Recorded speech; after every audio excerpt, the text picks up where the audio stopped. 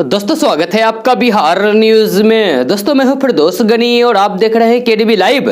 दोस्तों आज हो चुका है 27 अगस्त 2021। तो आज की बिहार की टॉप न्यूज लेकर आए हैं आपके लिए। दोस्तों वीडियो स्टार्ट करने से पहले आपसे एक रिक्वेस्ट, अगर आप नए आए इस चैनल पर तो फिर चैनल को सब्सक्राइब करके बेल आइकन को भी प्रेस कर दीजिए और साथ में वीडियो को लाइक कर दीजिए, अपने दोस्तों के साथ शेयर भी कीजिए। तो चलिए दोस्तों स्टार्ट करते हैं आज की पूरे बिहार की टॉप न्यूज। दोस्तों बिहार में जहां पुराने एयरपोर्ट का विस्तारीकरण होना है, वहीं नए एयरपोर्ट खोले जाने को लेकर कवायद तेज हो गई है। जी हां, केंद्रीय नागरिक उड्डयन मंत्री ज्योतिरादित्य सिंधिया ने सीएम नीतीश कुमार से पत्र लिखकर जमीन उपलब्ध कराने की मांग की है।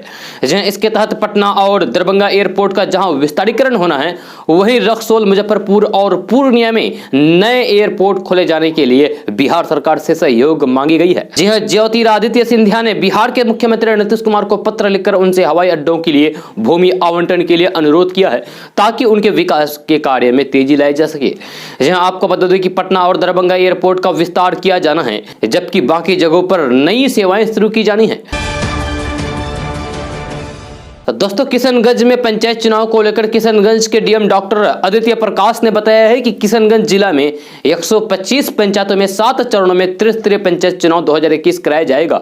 जहां उन्होंने बताया है कि बिहार निर्वाचन आयोग के निर्देश पर साल 2016 की तरह ही साल 2021 में किशनगंज जिले में 7 चरणों में चुनाव संपन्न कराने का निर्णय लिया गया है।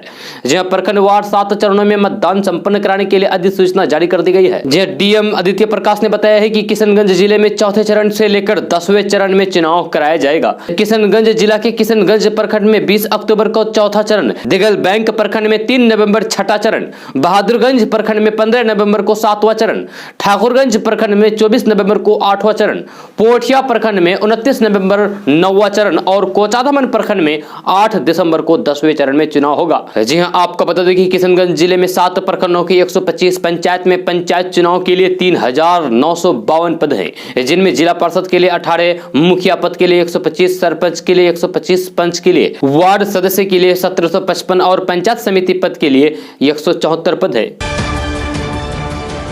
दोस्तों बिहार के जिलों में भारी बारिश थमने का नाम नहीं ले रहा है। जी हां, मानसून के लगातार सक्रिय होने के कारण मूसलाधार बारिश हो रही है। कल भी दिन भर बिहार में बारिश हुई है, खासकर सीमांचल मिथिलांचल में दिन भर बारिश हुई है। इस बीच मौसम विभाग ने एक बार फिर से अलर्ट जारी कर दिया है। जानकारी के मुताबिक बिहार और झारखंड के रास्ते ट्रफ रेखा गुजर रही है, जिसके कारण बिहार में सुबह से ही कई जिलों में बारिश हो रही है।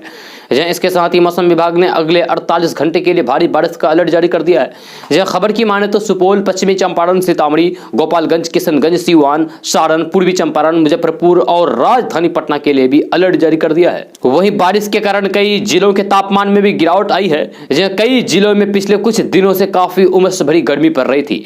वहीं अब बारिश के कारण काफी राहत मिली है, लेकिन इसके कारण एक बार फिर से जल जमाव की स्थिति हो गई है। आपको बता दूं कि कुछ दिन पहले ही बारिश में कमी आने के कारण नदियों के जलस्तर में गिरावट देखने को मिली थी। वहीं राजधानी पटना में भी गंगा नदी के जलस्तर में गिरावट देखी गई थी। वहीं एक बार फिर से बारिश के कारण बागमती, गंडक और अधवारा समूह की नदियों के जलस्तर में वृद्धि की संभावना भी जताई जा रही है। दोस्तों बिहार की राजधानी पटना में कोरोना संक्रमण की रफ्तार धीमी हुई तो डेंगू के डंक ने लोगों को डरा दिया है। हाल के दिनों में बुखार ग्रस्त मरीजों में कोरोना के बदले डेंगू के लक्षण पाए गए हैं। पटना के 2 सरकारी और एक प्राइवेट अस्पताल में मंगलवार को डेंगू बुखार के 9 नए मरीज मिले हैं। इन मरीजों के ब्लड सैंपल जांच के लिए बुधवार को पीएमसीएच अस्पताल की लेबोरेटरी में भेज दिए गए हैं। यहाँ मरीजों के ब्लड की जांच में रिपोर्ट पॉजिटिव आने पर मरीजों का इलाज डेंगू ट्रीटमेंट गाइडलाइंस के तहत किया जाएगा।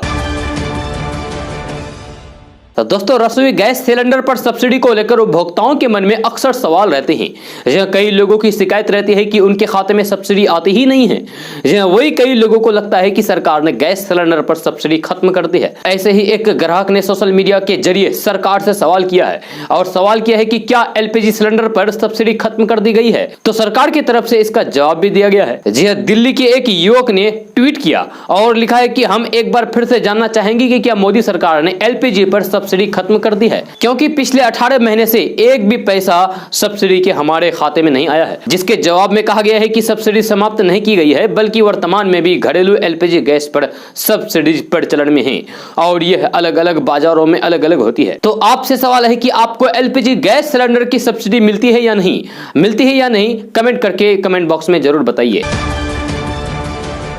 दोस्तों, पारिवारिक कलह से दूर बिहार के पूर्व मुख्यमंत्री लालू प्रसाद यादव के बेटे तेज प्रताप यादव बुधवार की शाम वृंदावन पहुंचे। यहां उन्होंने अपने अत्याधुनिक गुरु वल्लभाचार्य से मिलकर आशीर्वाद लिया, जिन्हें इसके फोटो सोशल मीडिया पर शेयर किए गए हैं। बिहार के पूर्व मंत्री तेज प्रताप यादव बुधवार की शाम अचानक वृंदावन पहुंचे। साथ ही तेज प्रताप यादव ने कहा है कि उनकी और उनके भाई तेजस्वी यादव की जोड़ी कृष्ण और अर्जुन की तरह है, इस जोड़ी को कोई अलग नहीं कर सकता। दोस्तों, मवेशी में एक नई खतरनाक बीमारी फैली है। जी मवेशियों में उभरती वायरल बीमारी के प्रकोप का नया शिकार गुजरात बना है। जी हाँ, गुजरात राज्य में मवेशियों में ढेलेदार त्वचा रोग यानी कि LSD का प्रकोप देखने को मिल रहा है। जैसे कि आप अपने मोबाइल स्क्रीन पर तस्वीर देख रहे हैं, जी ये बीमारी देश के कम से कम 12 अन्य राज्यों में पहले ही रिपोर्ट हो चुकी है। राज्य के पशुपालन विभाग के सूत्रों के अनुसार कम से कम 5 जिलों में कई मवेशी चेचक के वायरल से होने का वाली इलाज बीमारी से संक्रमित हो गए हैं और खून चूसने वाली कीड़ों से फैल गए हैं। जी वर्तमान में सूरत, नौसारी, भरूच, आनंद और अहमदाबाद जिलों में संक्रमण फैलने की खबर है। यह बीमारी पहली बार साल 2019 में ओडिशा के मयूरभंज जिले में रिपोर्ट हुई थी। ढेलेदार त्वचा रोग अब तक कर्नाटक, पश्चिम बंगाल, छत्तीसगढ़, झारखंड, असम, महाराष्ट्र, आंध्र प्रदेश, केरल, तमिलनाडु, तेलंगाना और आंध्र प्रदेश में फैल चुकी है। देश में इस बीमारी के रोकने के लिए कोई भी विशिष्ट टीका नहीं है। दोस्तों, राजधानी पटना से बिहटा में पत्नी की बेवफाई की एक अजीबोगरीब मामला सामने आया है। यहां पत्नी ने रातों रात पति के 39 लाख रुपए पर न केवल अपना कब्जा जमा लिया, बल्कि उसे लेकर फरार भी हो गई। ये मजेदार किस्सा यह है कि पति ने अपनी पैतृत्व संपत्ति बेचकर यानी कि जमीन बेचकर शहर में घर बनाने के लिए इन पैसों को रखा था। जब पत्नी का कोई पता नहीं चलने के बाद परेशान पति ने अब पुलिस की मदद ले ली है और बिहटा थाने में मामला दर्ज कराते हुए कार्रवाई करने की गुहार लगाई है। दोस्तों, बिहार में इन दिनों जातिगत जनगणना को लेकर सियासत तेज हो गई है। जब बिहार के पूर्व मुख्यमंत्री और एनडीए के सहयोगी जीतन राम मांझी जातीय जनगणना की मांग करते आ रहे हैं। जहां गुरुवार को उन्होंने जातीय जनगणना का विरोध करने वालों पर निशाना साधा है। उन्होंने सवाल पूछते हुए कहा कि अपने नाम में टाइटल लगाकर जाति बताने वालों को जातिगत जनगणना से क्यों डर है, यह डर क्यों है। गुरुवार को किए गए ट्वीट में जीतन राम मांझी ने कहा है कि जो आज जातिगत जनगणना का विरोध कर रहे हैं वे असल मायने में संविधान और बाबा साहेब अम्बेडकर के विरोधी हैं। संविधान में सामाजिक और आर्थिक तौर पर पिछड़ों के लिए आरक्षण का प्रावधान है, न कि आर्थिक तौर पर पिछड़ों के लिए। नाम में टाइटल लगाकर अपनी जाति बताने वालों आपको जातिगत जनगणना से डर क्यों है। गौरतलब है कि हिंदुस्तानी अवाम मोर्चा के राष्ट्रीय अध्यक्ष जीतन राम मांझी जातीय जनगणना को लेकर हमेशा पक्ष में रहे हैं और विरोध करने वालों पर सवाल उठाते रहे हैं। कुछ दिनों पहले भी उन्होंने एक ट्वीट किया था। उसमें मांझी ने कहा था कि जब देश में सांप, बाघ, बकरी की जनगणना हो सकती है तो फिर जातियों की क्यों नहीं। यह देश के विकास के लिए जातिगत जनगणना जरूरी है। पता तो लगे कि किसकी कितनी आबादी है और उसे सत्ता में कितनी भागीदारी मिली। दोस्तों, बिहार के बगहा में बड़ा हादसा हो गया है। यह दीनदयाल नगर में यात्रियों से भरी नाव गंडक नदी में डूब गई है। बताया जा रहा है कि नाव में करीब 25 लोग सवार थे। यह घटना की सूचना मिलते ही प्रशासन की टीम गंडक नदी के आसपास के घाटों पर रेस्क्यू ऑपरेशन चला रही है। बताया जा रहा है कि अभी सिर्फ 5 लोगों को ही बचाया जा सका है। यह बाकी 20 लोग अभी भी लापता है। नदी का जलस्तर काफी अधिक है। बताया जा रहा है कि नाव में उसकी क्षमता से अधिक लोग सवार थे, इस कारण यह हादसा हो गया। कुछ लोगों का कहना है कि नाव में लोगों के साथ ही भैंस सहित कुछ मवेशी भी लदे थे, इसी कारण नाव अनियंत्रित होकर पलट गई। यह जानकारी के मुताबिक फिलहाल घटनास्थल पर वरिष्ठ अधिकारी कैंप कर रहे हैं, साथ ही राहत बचाव का काम भी चलाया जा रहा है। दोस्तों, इन दिनों बस का सफर कितना खतरनाक हो सकता है यह इस बात पर निर्भर करता है कि जिस बस से आप यात्रा कर रहे हैं उसकी रफ्तार कितनी है। ज्यादातर हादसे बस के अनियंत्रण होने की वजह से होती है। ऐसा ही एक मामला मुजफ्फरपुर से सामने आया है, जहां तेज रफ्तार बस के पलट जाने से कई लोग घायल हो गए हैं। यह मामला मुजफ्फरपुर जिले के सदर थाना क्षेत्र का बताया जा रहा है, जहां रामदयालु मलंग स्थान के पास देर रात यात्री बस अनियंत्रित होकर पलट गई। बस पर लगे बोर्ड से यह पता चलता है कि बस अलग अलग स्थानों से होकर वापस पटना आ रही थी। देर रात बस के पलट जाने से घटनास्थल पर अफरा तफरी का माहौल हो गया। इसके बाद पुलिस को हादसे की सूचना सूचना दी गई और पुलिस तुरंत ही राहत और बचाव कार्य के लिए मौके पर पहुंची। पुलिस ने मौके से कई घायलों को इलाज के लिए अस्पतालों में भर्ती कराया है।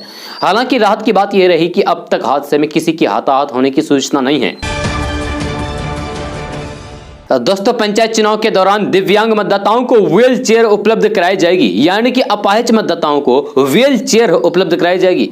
जब बिहार निर्वाचन आयोग ने इस संबंध में सभी जिलों के निर्वाचन पदाधिकारी को निर्देश दे दिया है। पंचायत चुनाव को लेकर बनाए गए ऐप के माध्यम से भी दिव्यांग मतदाता अपने अपने निर्वाचन क्षेत्र में मतदान को लेकर व्हील चेयर की मांग कर सकेंगे। आयोग द्वारा जिलों में उपलब्ध कराए गए व्हील चेयर की निगरानी भी की जाएगी।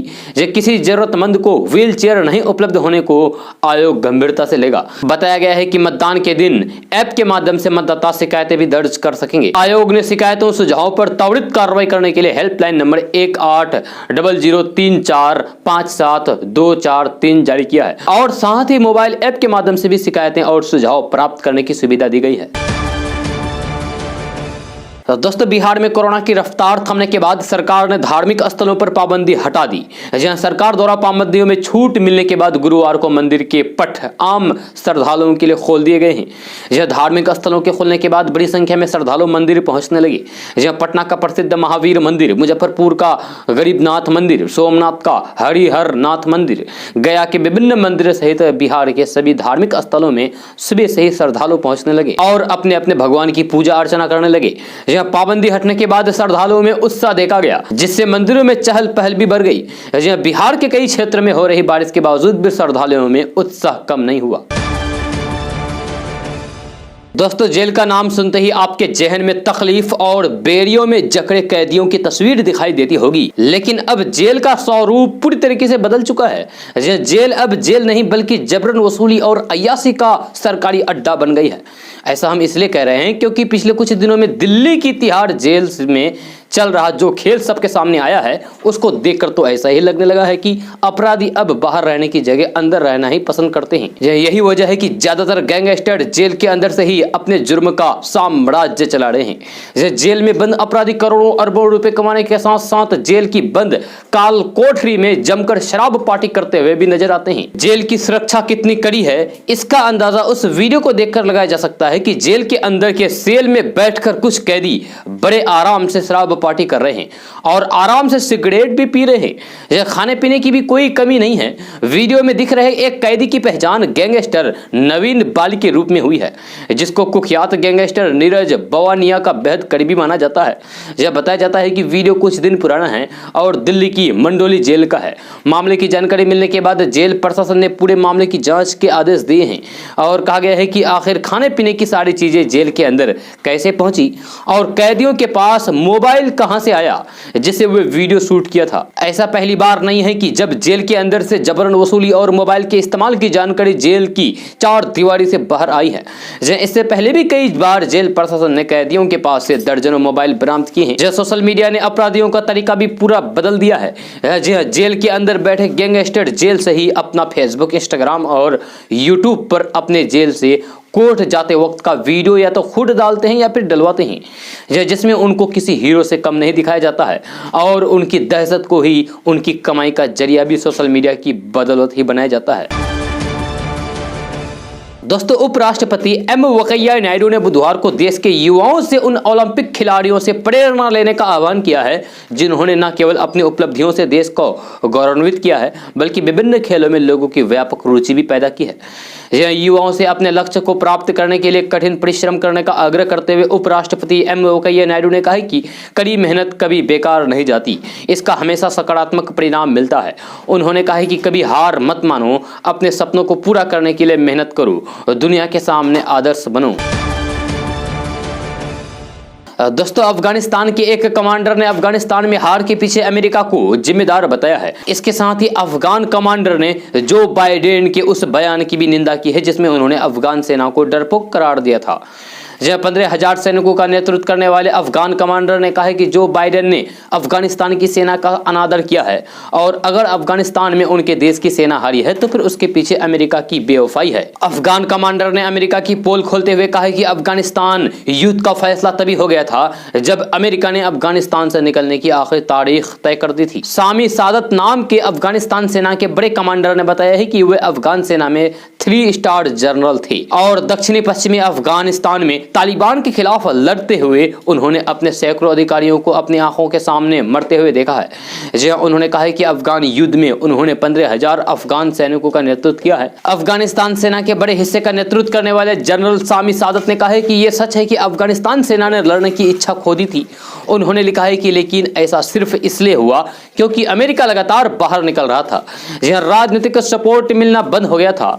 अफगानिस्तान सेना को कोई देखने वाला नहीं था, खाने पीने तक की सुविधाएं नहीं थी और अंतिम महीने में अमेरिकी के राष्ट्रपति जो बाइडेन ने अफगान सेना का अपमान करना शुरू कर दिया था और अमेरिका की तरफ से अफगान सेना के साथ बेवफाई की गई। दोस्तों, पश्चिम बंगाल विधानसभा चुनाव में नंदीग्राम की विधानसभा सीट से बीजेपी की उम्मीदवार शुभेंदु अधिकारी से हारने वाली टीएमसी सुप्रीमो और पश्चिम बंगाल की मुख्यमंत्री ममता बनर्जी की सीएम की कुर्सी पर खतरे का बादल मंडरा रहा है। यह संवैधानिक प्रावधान के अनुसार ममता बनर्जी को 5 नवंबर के पहले निर्वाचित होना होगा। इसीलिए जल्द उपचुनाव कराने की मांग पर टीएमसी नेताओं का एक प्रतिनिधिमंडल चुनाव आयोग से मुलाकात करेगा। आपको बता दूं कि प्रतिनिधिमंडल विधानसभा चुनाव पर मांगे गए विचार से चुनाव आयोग को अवगत कराएगा। दोस्तों, बिहार में पंचायत चुनाव का बिगुल बज चुका है। ये चुनाव 11 चरणों में करवाए जाएंगे, लेकिन पूर्णिया जिले में 10 चरणों में चुनाव संपन्न हो जाएंगे। इसको लेकर प्रशासन के द्वारा तैयारियां अंतिम चरण में हैं। डीएम राहुल कुमार ने पंचायत चुनाव को लेकर एक न्यूज चैनल से बातचीत करते हुए बताया है कि पूर्णिया जिले में दूसरे चरण से 11वें चरण तक कुल 10 चरणों में पंचायत चुनाव होंगे। जहां उन्होंने कहा है कि बाढ़ प्रभावित जलालगढ़ में 7वें चरण में, बायसी में 9वें चरण, बैसा में 10वें चरण और अमोड़ में 11वें चरण में मतदान होगा। इससे बाढ़ का चुनाव पर कोई भी असर नहीं पड़ेगा। डीएम राहुल कुमार ने बताया है कि सरपंच और पंच का चुनाव पोस्टल बैलेट पेपर के माध्यम से होगा, जबकि अन्य पदों का चुनाव ईवीएम के माध्यम से होगा। डीएम ने कहा है कि पूर्णिया जिले में वर्तमान में 230 पंचायत है, क्योंकि 16 पंचायत नगर पंचायतों में कट गए हैं। जब पूर्णिया जिले में 3119 मतदान केंद्र और 106 सहायक मतदान केंद्र पर चुनाव होगा। दोस्तों, वित्त मंत्री निर्मला सीतारमण ने राहुल गांधी पर तंज कसा है। जब नेशनल मॉनिटाइजेशन प्रोग्राम को लेकर कांग्रेस नेता राहुल गांधी ने मोदी सरकार पर सवाल किया था और उन पर निशाना साधा था। इसे लेकर ही वित्त मंत्री निर्मला सीतारमण ने राहुल गांधी पर निशाना साधा है। जब बुधवार को निर्मला सीतारमण ने राहुल गांधी से कहा है कि क्या वे मॉनिटाइजेशन को समझते हैं। उन्होंने कहा कि कांग्रेस सरकार ने 2008 में नई दिल्ली रेलवे स्टेशन के लिए RFP नहीं लाई थी। मैं राहुल गांधी से पूछती हूं कि अब रेलवे स्टेशन का मालिक कौन है। जहां राहुल गांधी अगर मॉनिटाइजेशन के खिलाफ थे तो उन्होंने नई दिल्ली रेलवे स्टेशन का RFP क्यों नहीं फाड़ा था। राहुल गांधी ने मंगलवार को प्रधानमंत्री मोदी पर तंज कसते हुए कहा था कि पीएम नरेंद्र मोदी अपने मित्रों को देश के संपत्ति बेच रहे हैं।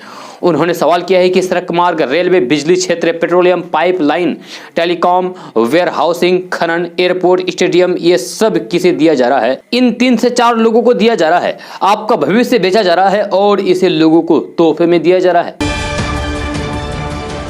दोस्तों, विचित्र बीमारी यानी कि SMA से जूझ रहे पटना के अयास की जिंदगी में नया मोड़ आ गया है।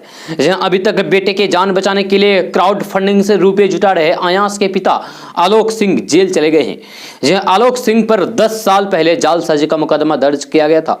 जहां उसे मामले में रांची से सरेंडर करने के बाद आलोक को जेल भेज दिया गया है। आलोक पर गलत तरीके और झूठी जानकारी देकर बच्चों का मर्चेंट नेवी के कॉलेज में दाखिला दिलाने का आरोप है। जहां अयास को बीमारी से बचाने के लिए जिस इंजेक्शन की जरूरत है उसकी कीमत 16 करोड़ रुपए है।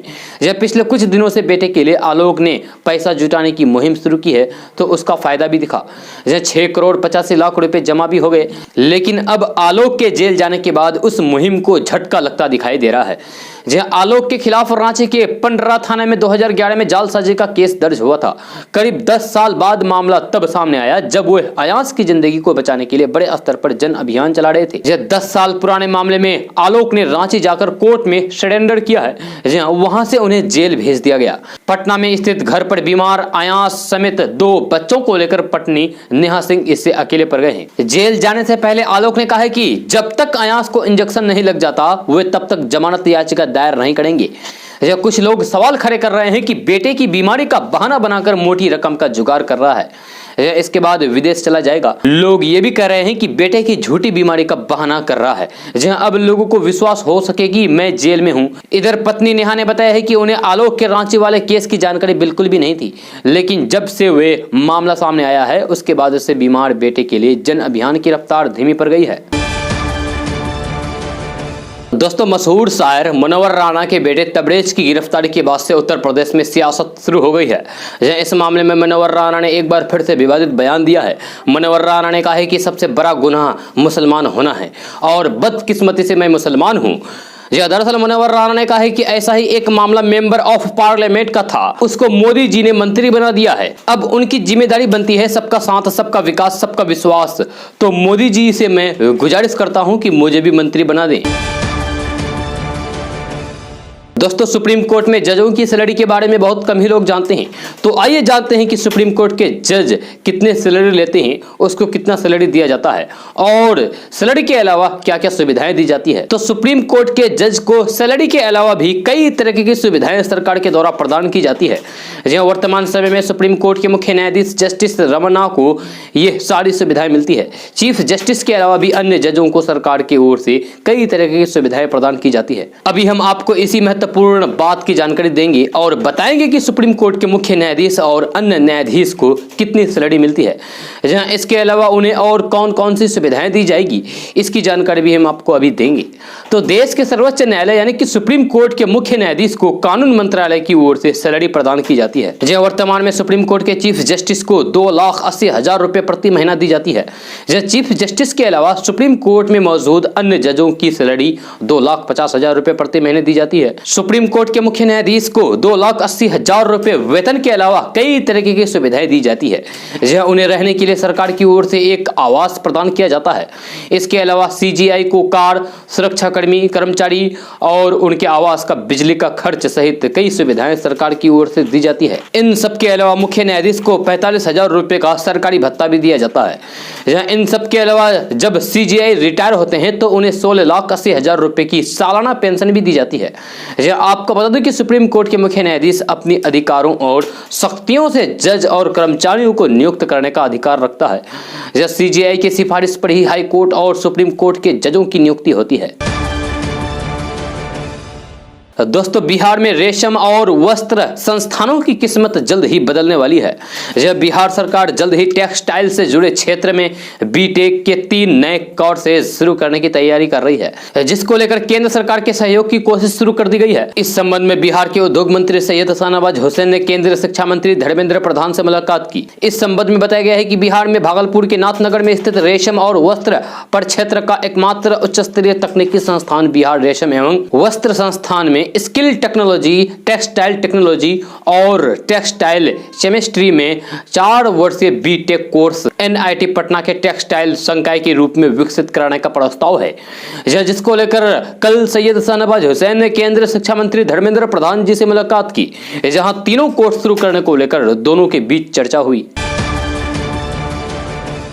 दोस्तों, कोरोना काल में लोगों की सेवा करने वाले जन अधिकार पार्टी के राष्ट्रीय अध्यक्ष और पूर्व सांसद राजेश रंजन उर्फ पप्पू यादव के जेल गए आज 107 दिन हो गए हैं, जिन्हें बेल टूटने के मामले में जेल भेजा गया था। अब उनकी रिहाई को लेकर जन अधिकार युवा परिषद के प्रदेश अध्यक्ष राजू दानवीर ने कहा है कि पप्पू यादव को सरकार ने अपनी नाकामियों पर पर्दा डालने के लिए जानबूझकर जेल में रखा है।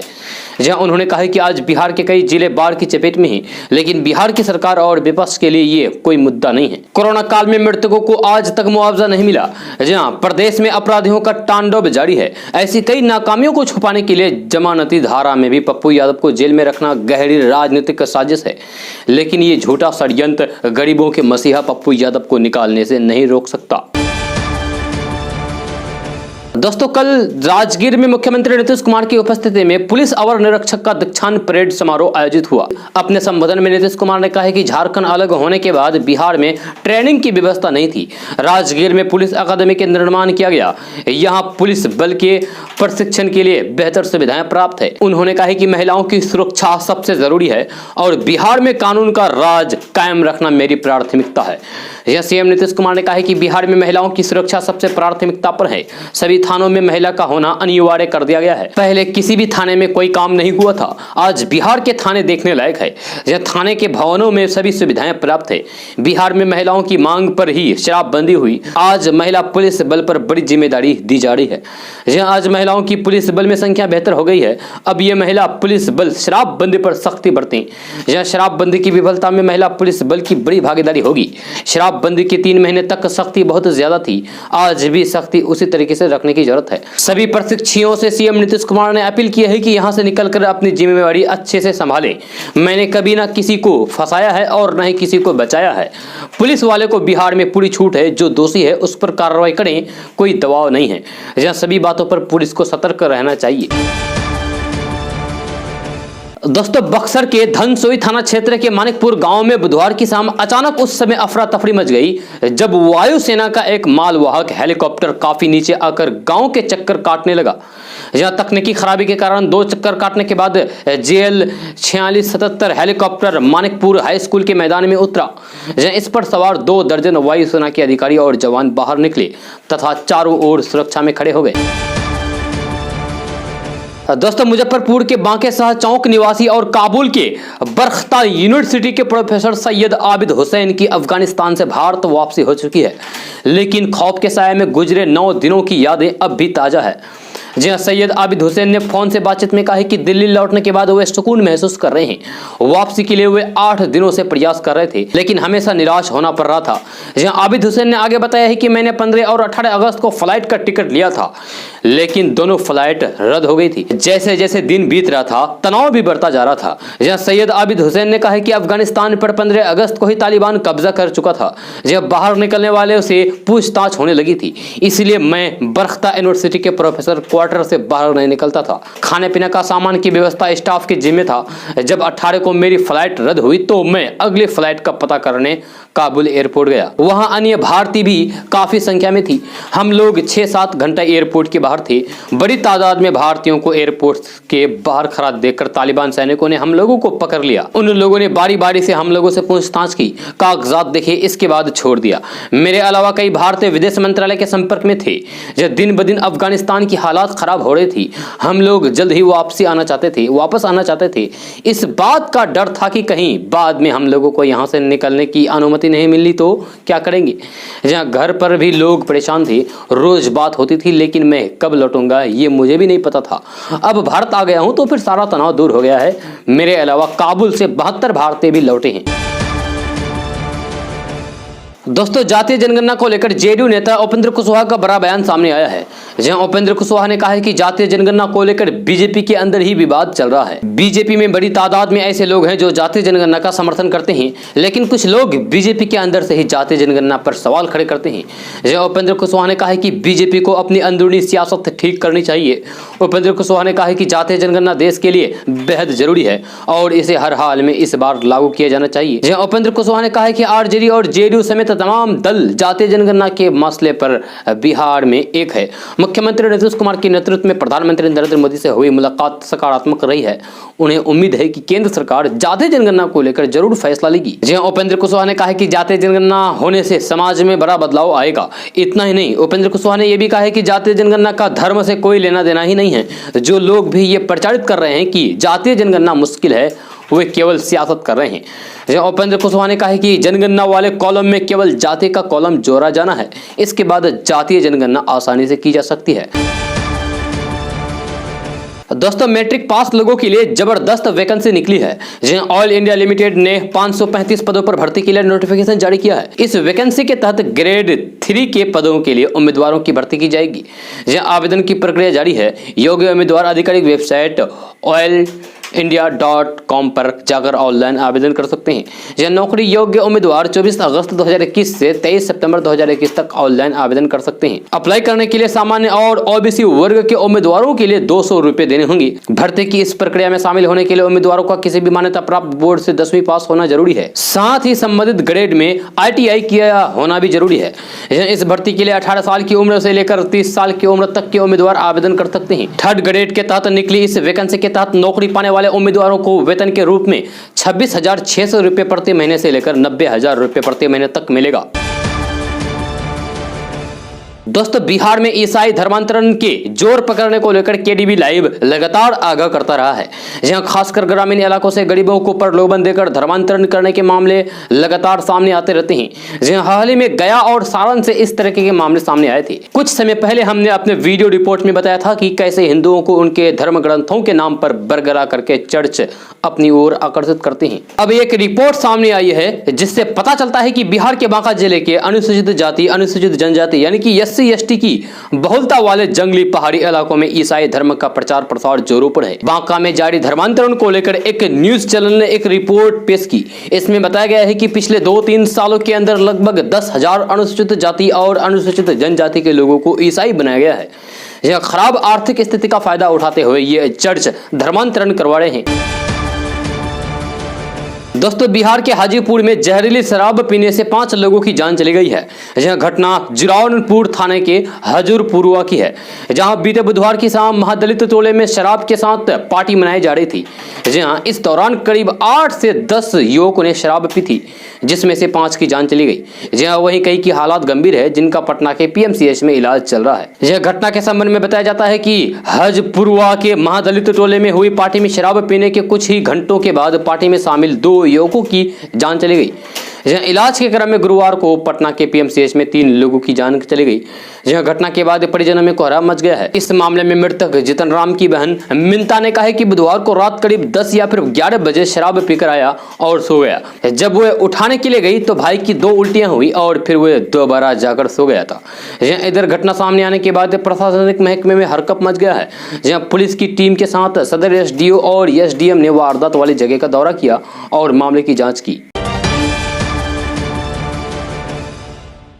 दोस्तों, आज का न्यूज़ बस ये तक। कैसा लगा जरूर अपना सुझाव दीजिएगा नीचे कमेंट बॉक्स में कमेंट करके। अगर आप नए हैं इस चैनल पर तो फिर चैनल को सब्सक्राइब करके बेल आइकन को भी प्रेस कर दीजिए और साथ में वीडियो को लाइक कर दीजिए, अपने दोस्तों के साथ शेयर भी कीजिए। तो चलिए दोस्तों, फिर मिलते हैं अगले वीडियो में। जय हिंद, जय बिहार।